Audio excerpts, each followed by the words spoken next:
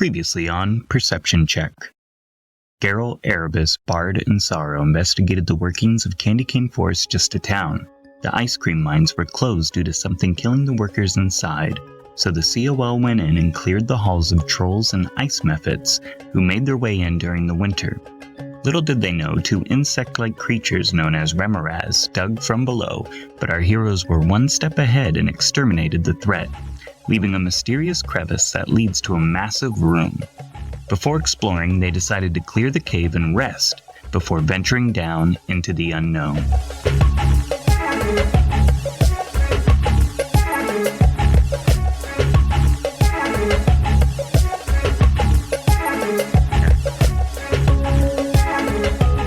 Perception check, or? Yeah, you look in and it's just more of the mine. You can see a few bodies of some trolls and some shatterings of ice mephits, probably from the other creatures that have been in here, turning on each other, or remoras is grabbing them and killing them. The rest of the mine, as you kind of make your way around, it goes in kind of a big circle. The rest of what you investigate is clear. Yeah, it loops back around.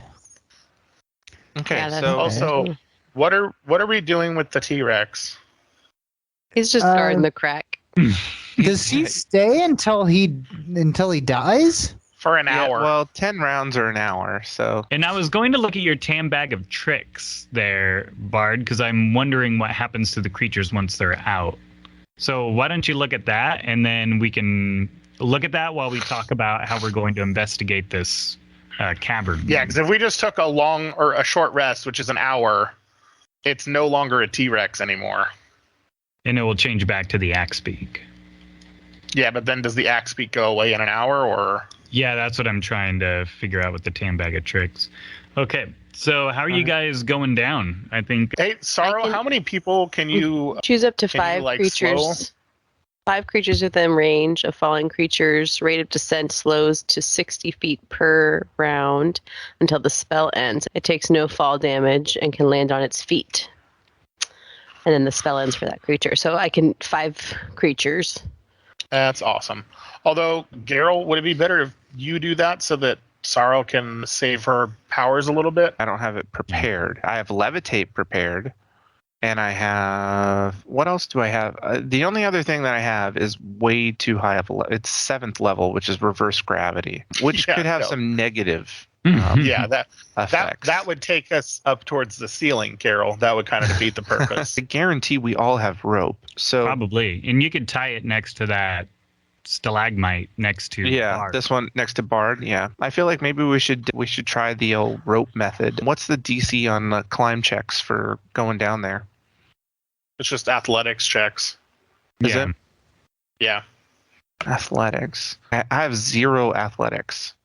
So depending on what the DC is, well, then if you fall, then you can.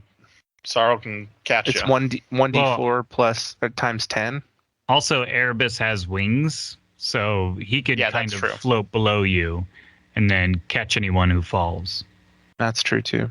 If anyone gets a -1, then we'll discuss what happens. A -1, a crit 1. I'm going to let Frank go back in his little bubble world, so we do our secret handshake. And then at the end of it, he just disappears as we underclap. Yeah. And he just disappears at the end of it. All right. I love that. Bye, Frank. Adrian. Yeah. Why don't you roll an athletics? It's very elaborate, by the way. If you're taking the rope. Roll athletics. Got it. 17. 17? Okay, you're fine. Bard, want to give us an athletics? I rolled an athletics save to be able to catch anyone, which was a 29. Yeah. Wow. Yeah. So you would have needed. I have a +10 to athletics and intimidation, and that's it. Chris, did you figure out what happens? It's not a T-Rex anymore. It's back to axe beak, but it stays with us until the next dawn, or it's 0 hit points. How big is the axe beak?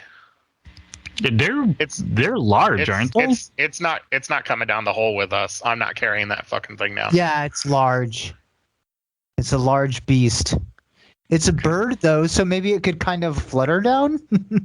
I think that it's a bird, a tall, flightless bird with strong legs, a wedge-shaped beak, and a nasty disposition. Sounds about right. From there, I'm going to pop you guys into what you see. Oh, that's a big room. And there's a Okay. refrigerator in here somewhere? You can see this wide room. You see stairs going up to a platform. You can't necessarily see what is on it. Can I take a loop around with my wings and... Yes.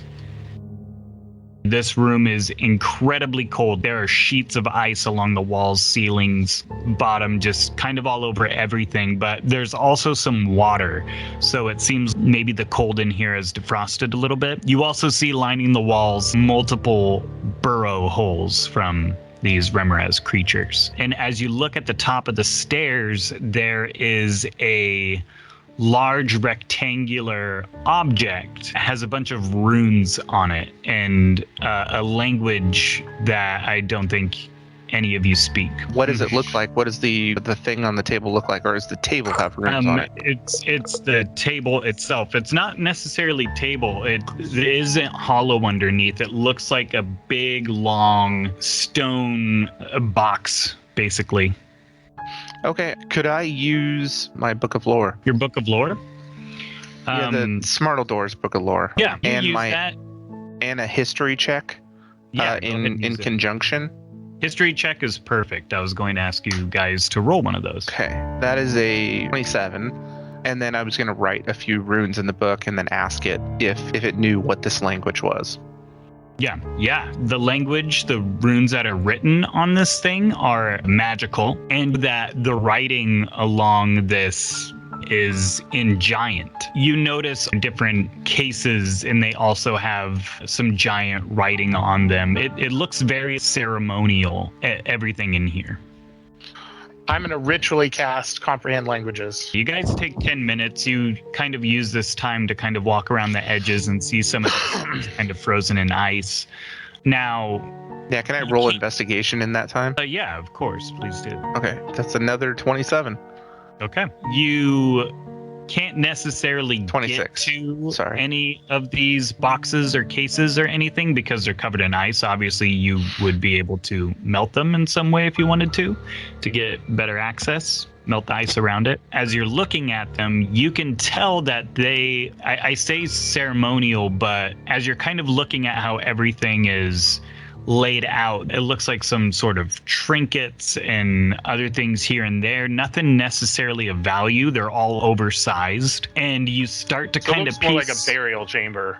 Yes, you start to put it together that this is actually a burial chamber, like a tomb. Interesting.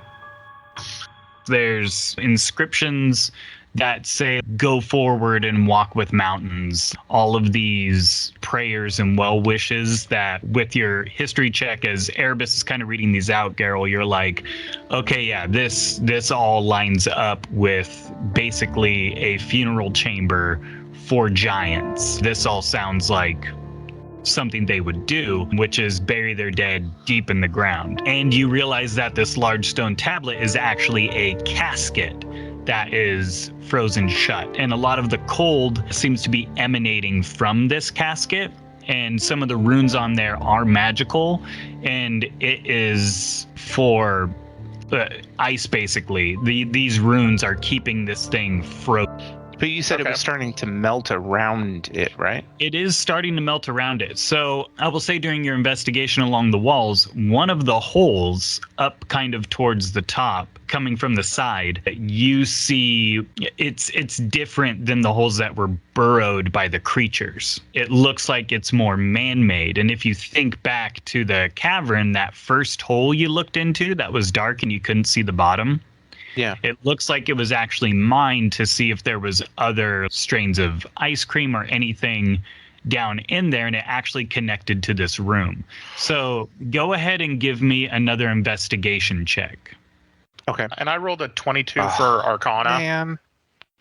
Investigation. I can't help you. 16. So I'm assuming you guys are kind of sharing this information as you're going. I got a nat 20 on the investigation. Oh, hell Yeah. to the yeah. I'm assuming you're sharing all this stuff out loud with everyone Oh, of as course. you guys are going through Yeah. it. Okay. So as you're talking about all this, Bard, you're kind of piecing it together, and you kind of piece together the fact that when they were mining, they hit a curve looking for new strains of dropping people down there so they can mine. They punched a hole into this chamber, which was frozen solid in ice, completely ice. And so the heat, since that hole was closer to the entrance of the mine, the shift in temperature made its way down there and it started to defrost. So we'll say also with your history check, giants, when buried in this manner, which obviously this would be a frost giant funeral, when buried in this manner, they would be buried with their objects. So you would know that if one is killed in battle, it will be buried with the weapon that slayed it. It will also be buried with its possessions, and it will also be buried with any pets it had. So these creatures were frozen in here and only came up, and with the ice melting, it kind of shifted the ground, which crevice to crack open, helped it defrost more, which released the remoras, which is why they're branded. They were whoever's buried here, pets, that wreaked havoc on everything in the mine. Yeah, they were protecting the burial chamber. Can I cast Detect Magic? There's magic all over, and a lot of it is emanating from this casket, which is kind of frozen shut. Okay. Well, guys, y'all, I think that the best thing to do, I mean, I think this is the source of the cause of the problem. We need to fill that hole in with some ice, get out of this chamber, fill the crack, and then we need to mark it, and we need to let the townsfolk know that they can't go digging that far down into this chamber. This is sacred ground. Corey, can I try and... How big is that hole that looks like it's leading up to the top? It's pretty big. It's the only one that's the one that was dug down that started this whole thing. Yeah. It's about 10 feet in diameter. Oh, okay. Never mind. Is there a way to freeze this thing back up to make sure, or I guess, or is that not a danger? The magic is still going strong from this. Okay, so it's just the creatures that came out. It's just the creatures that came out. You do smell a little bit of some decay in here, but not a ton. You realize that this big table is a casket that seems to be sealed with ice. But if you were to fill the holes, this place would refreeze. There's still magic emanating from it. Garryle, do you have a wall of stone or anything? Well, I was trying to figure out if cone of cold would do anything. Well, I mean, I can use my frost breath, but not over something that big. No, that's what. The only other thing I can think of is it's all damage, right? Taking care of the immediate danger with the creatures. Now we just need to get this place contained again. If you can wall of stone this hole off, I can freeze it right now. Okay. Well, I would need to take a long rest in order. We'd have to stay down here for 8 hours in order for us to be able to do that. While you're planning this out, is there any more investigating or anything like that you guys are doing, or are you just trying to close this thing up and go? Roll another history check. Okay. Whoa. Oh, hell yeah. That's a 19 plus 16, I believe. Hold on. Yeah, plus 16. Okay. That's a 35. A 35, wow. You would know after kind of going around, there's nothing really valuable here. You do remember that the people are buried, but the most important to the person who died, they would be buried with them. So if we were to, for example, use the tools that this person had in order to seal up the hole and protect it, and then immediately put them back and seal up the casket. Man. Hey, Garryle, I'm all for preserving history and everything, but I think we should at least take a look. Yeah, I mean, we might. The thing is, I don't. I slowly lean a little harder and harder on the lid. You can hear some of like the ice around the edges start to kind of crack, but that's about it. Listen, okay? We don't take anything, right, Erebus? Unless it's really good. No. Yeah. Listen, hey, as your friend, as my friend, can you promise me that we won't take anything? I can't do that. No. Then straight up, I'm not going to help you. I'll figure out another way. Okay. I go in and I look at this box. Okay, push it a little harder. Okay, you push it a little harder. Sorrow and Bard, are you going to help desecrate? I don't care about going into the tomb. I'm just worried that the frost giants are going to come alive somehow. 100%. Yep. Well, I mean, it's a tomb. He's dead, right? What if it's a frost lich giant? I think at this point you're giving the DM ideas, but Why are we looking in the tomb? why not? Well, it seems to me that there very well could potentially be something Valuable in the tomb that would help us to preserve in our the tomb. journey with kicking ass and taking names. Garryle, how often have you taken things off of dead people? Just because he's in a box doesn't make it special. I think it does. I think it's more sacred. Okay. Enemies that we killed are a different thing than a honored person who was who's buried. I don't see This person must have been of great importance in order to be buried here. Which means he probably has some good shit. I think Bard is scared that there's going to be giants in there. I know that's probably not likely, but... Okay, but I'm not saying we have to open the whole thing up. We open it up a little bit. I peek inside, see if there's anything magical or cool, and worst case scenario, we close it real quick, and then I can seal the whole thing in ice again. How about a nat 20 strength check? I ask Frank to help. Okay. It shifts open a little, and I just need a crack. Yeah, you pop it open a crack. It smells kind of awful because it's been defrosting a little bit, but you can see part of a face of, honestly, after kind of looking at it, it seems like this is really, really, really old. Candy Cane Forest Just a Town was probably completely built way after this guy was buried. It looks pretty well preserved from the cold. You do see 4 items. It looks like there's a necklace he is wearing that is magical. You can see his arms are crossed and he's holding 2 very large weapons. You can't necessarily make out with the way the lid is what ones he's holding.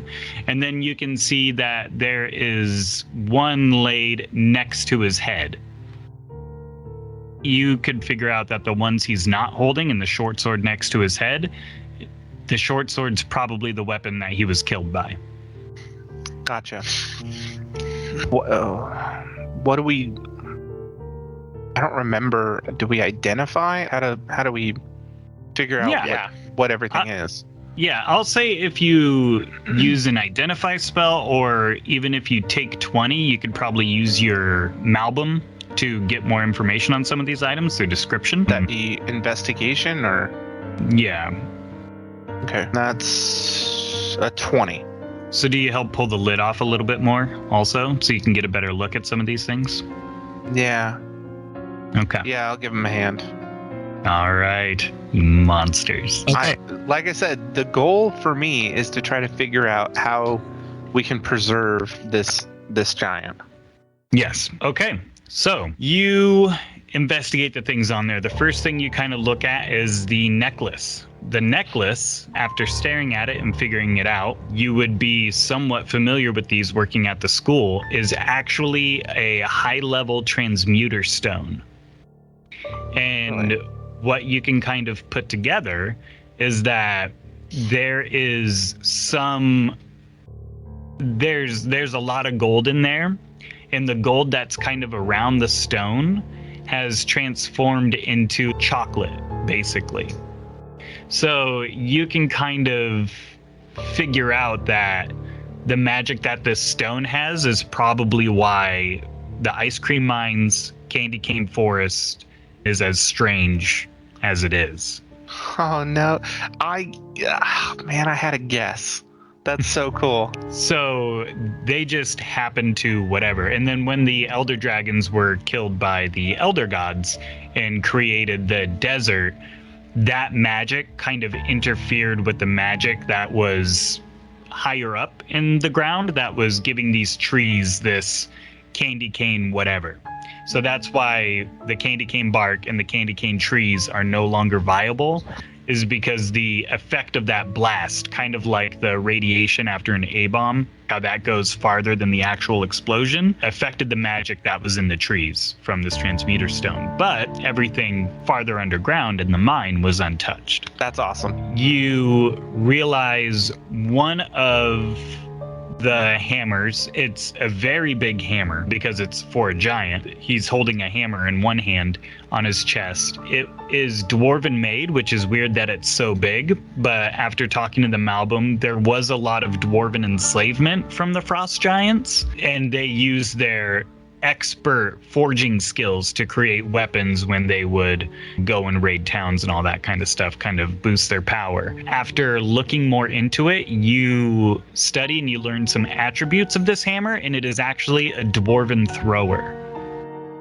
So it's very large. You guys would not be able to necessarily use it at the moment, but if you did take it from this grave, you may be able to find someone who could resize it.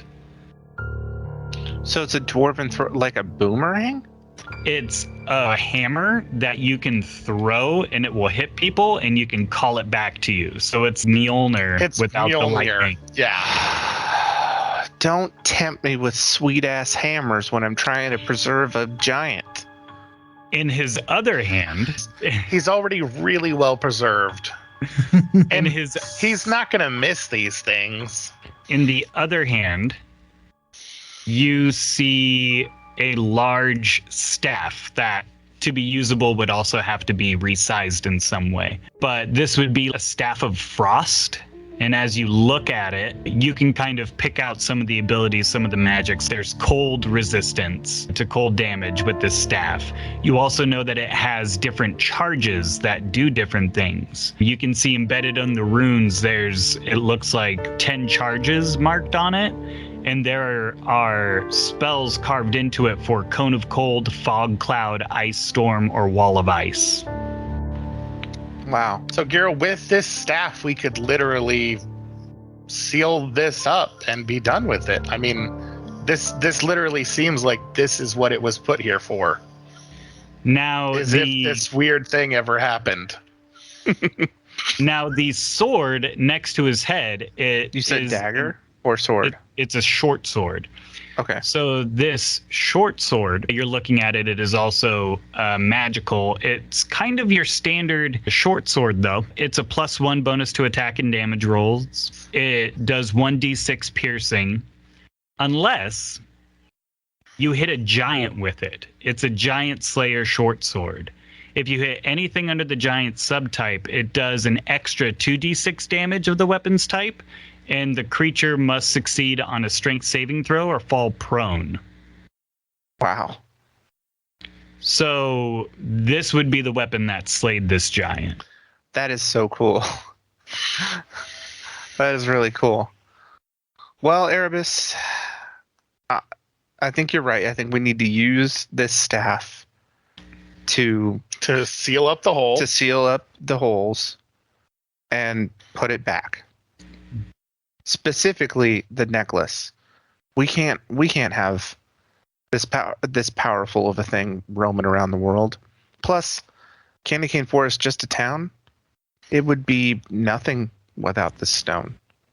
This town would disappear. Yes. It would completely go away. I mean, this is the only thing that's keeping the ice cream mines going, of sure, but the town itself and everything around it. Otherwise, it would just be desert again. Yeah. You are also able to find an untouched case towards the bottom of it of 20,000 gold pieces. Oh, that were not chocolate? That are not chocolate. They're encased in something different. I'm so torn as to whether or not to take that. I mean, he was buried with it, but I don't know. The player in me says, That's 20,000 gold pieces. And the Can I take the staff out of there? You and Garryle would both have to take it to be able to hold it and use it. Okay. All right, I think that's the first thing we do. We'll figure out the other stuff here in a moment. But let's seal everything up. I won't touch the necklace. I'm not going to ruin a town for a cool necklace. I do, however, think that the gold doesn't do him any good, and we could put that to use for the school, and also maybe give some to the town folk for the lost revenue on not being able to use the ice cream mines for such a long time. Erebus, you and I both know we've got enough gold going around, right? Here's a crazy idea. What if we just give the whole thing to the town? That sounds like we should be getting a finder's fee. Yeah, but that's not who we are. We came here to fix a problem, solve a mystery, which we're fixing. And we did that. But yeah, and then we also spent a shit ton of money in the town because they're being greedy bastards. Because they're poor. Which 5,000 gold would definitely help that. You know how much gold? Bard, what are your thoughts? We came here to do a job, and that was to fix the mines. And I think it makes sense to take the staff with us because we need to use it to close up the mine anyway. But we need to fix it. We don't need to ruin it by taking a jewel or anything else. And I just Bard knows enough about history and stories that to desecrate a grave and in a dishonorable way, it's one thing to take care of it. It's a whole nother thing to steal weapons out of it just to gain. There's the giant's curse. Yeah. There's curses. The weapons could be cursed just to use them. I heard about this one dude that stole from a giant tomb, and every full moon, he turns into a giant, and it's fucking awesome. Oh, it's cursed. No. Twice a month, he gets to be a giant and roam around. Speak with the dead or something. Just I can talk speak to with this guy and Were giant would be pretty cool, but no, I don't think. I think we should just. I honestly don't know what to do. I think we should seal the cave and seal the tomb. Would it make you feel better if I talk to the dead? He has to have been recently dead. I don't think you can just talk to him. No.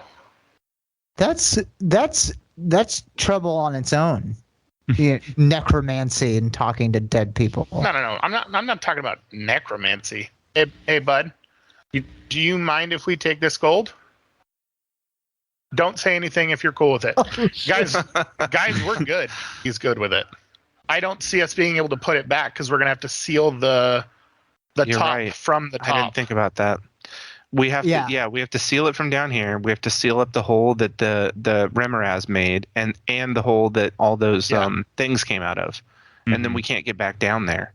Exactly. That's what I was saying originally, that we have to take the staff anyways.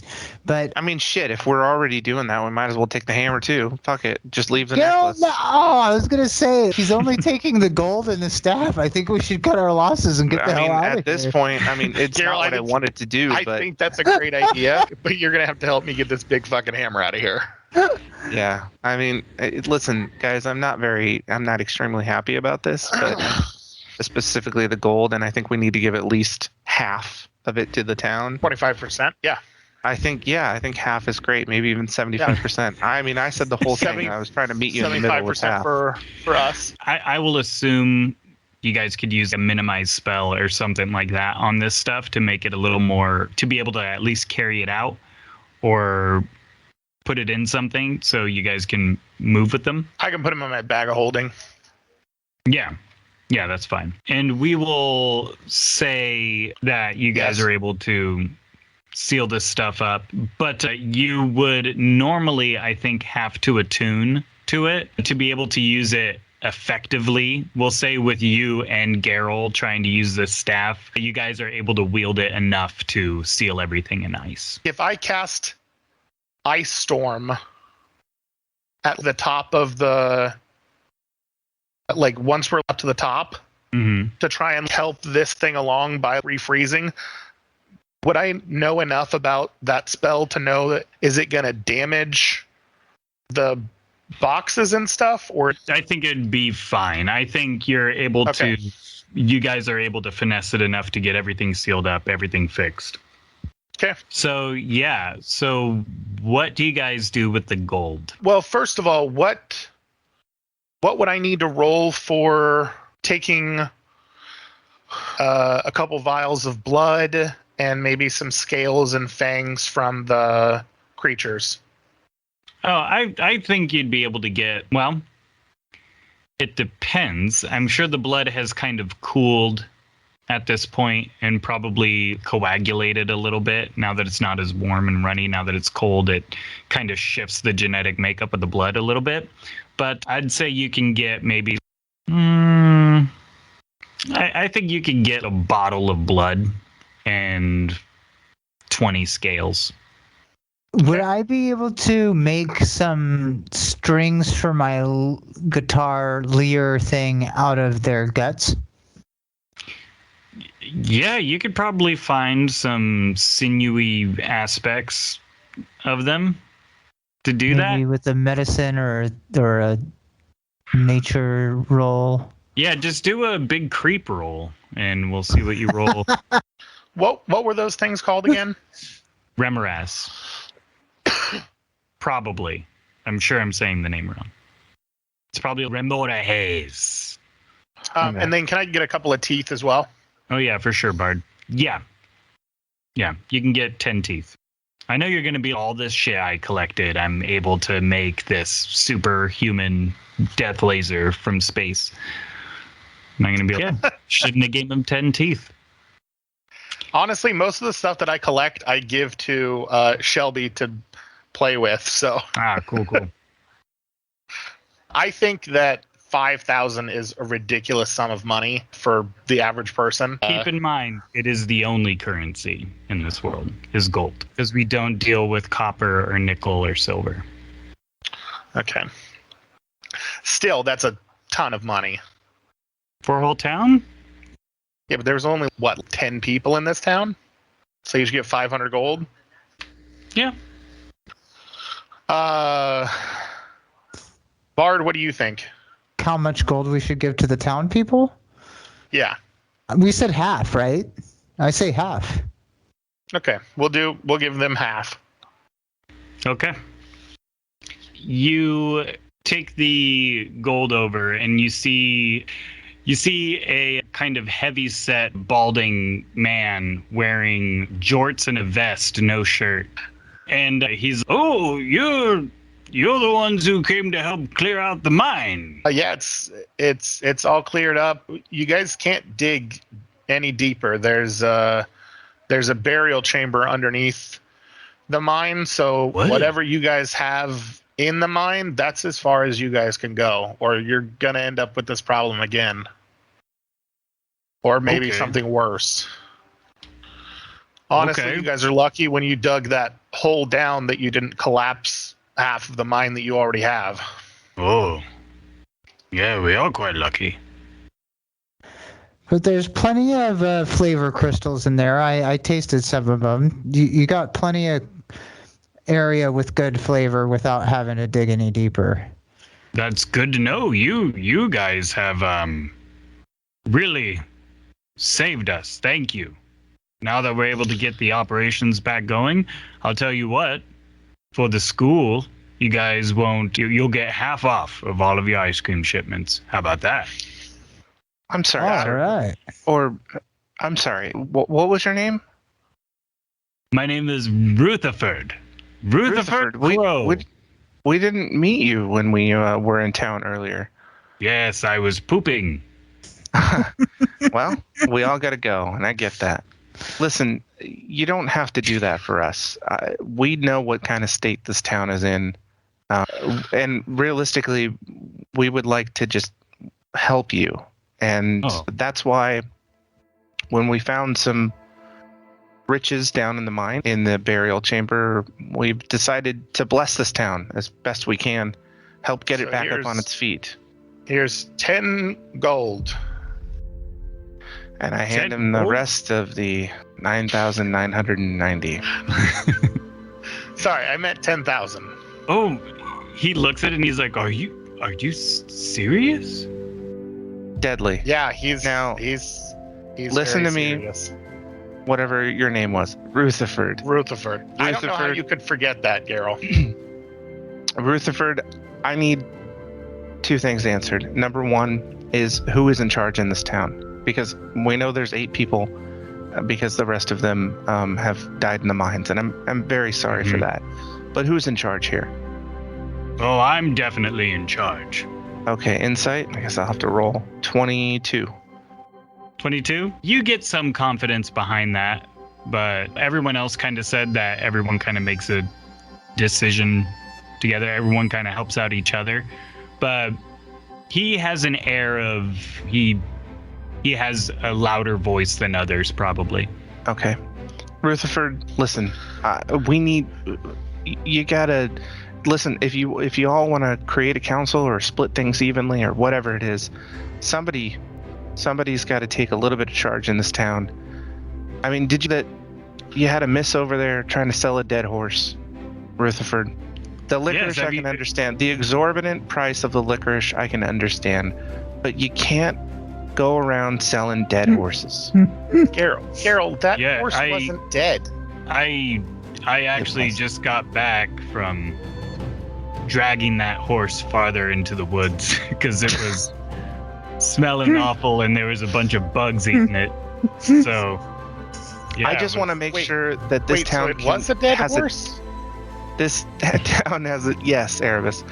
This town has a chance to prosper, and I feel like with 0 leadership, perhaps that may not happen, and that this money may go to waste. But Rutherford, if you can promise me that you and others like you and a team of you can get together and figure things out and not let things like dead horses sales go on, then I think that you can turn this thing around. I mean, this endeavor, this mine, this operation could be extremely prosperous. We are the only one. You're the only one. There's no other ice cream mines. Yeah. That's true. I mean, hire out, send flyers, get people to move here, work the mines, build some houses, build a town hall, whatever it takes. But hopefully this helps. But if you need us, hold on. We are the Coalition of Light, and we will be back to help again. I hope it doesn't come to that. Can I trust you, Rutherford? And there better be some free licorice in it. Yes, you can get another piece of licorice on your way out for free. Just let Lawrence know. Then it was all worth it. But thank you all so much. We will put this to good use. And we will be a town people want to visit again. So we're going to kind of fade out from this conversation, and we're just going to kind of get some snapshots here over the next few days. Candy Cane Forest, just a town. After you guys left, Rutherford started writing letters to get contractors in to start building new locations in Candy Cane Forest. He handed out the money. They did some repairs. Work went back into the mines. You see 8 people kind of scrambling around doing all these different things. Lawrence hangs up a sign outside of his shop that said the Coalition shopped here. Rutherford kind of hammers down a sign next to the mine entrance that says it's the location where the Coalition came in and saved the town from these massive beasts. They're really trying to put things together, and you see the blacksmith, the 12-year-old blacksmith, go over to the sign that says Candy Cane Forest, just a town, and he takes out a hammer and he pries off the just a town portion of the sign, and he holds up a piece of wood and hammers a new sign so it reads Candy Cane Forest, more than a town. And they will see a boon from this. And I'm going to tell you guys, you have earned a title.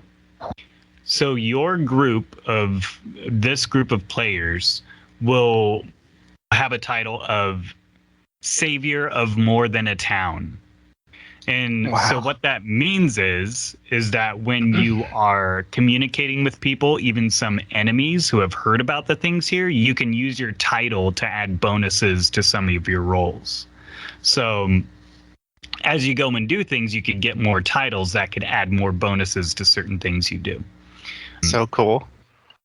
Yeah, we're going to go to another shot of Rutherford sleeping in the top floor of his house, just very happy about everything that went down. And we pan up from the candlelight as he's trying to get some rest before he blows out the candle. And through the window in the back of the top story, you see a massive, tall, shadowy figure in just silhouette kind of dissipate into smoke. Huh. You guys have these items, and I assume you go back, get some rest, but you have some strange dreams. In these dreams, you feel like you're rather small. Everything fades out totally black, and we open up at night in the middle of a forest. There's a hooded humanoid figure walking through the woods, and you see them step through the grass as they're approaching this small stream. And as they move through the grass past the stream, they come across a little bridge. As we see their feet hit the boards on this small bridge, you can see the water is not water. It's kind of viscous and dark as they make their way over to a stump. And the hooded figure pulls back the hood to show a pair of horns. It's a female tiefling, and they look down and they go, "Is she okay?" And in the darkness, there are two white eyes, and you hear a voice say, "She survived. Your sister survived." Oh, man.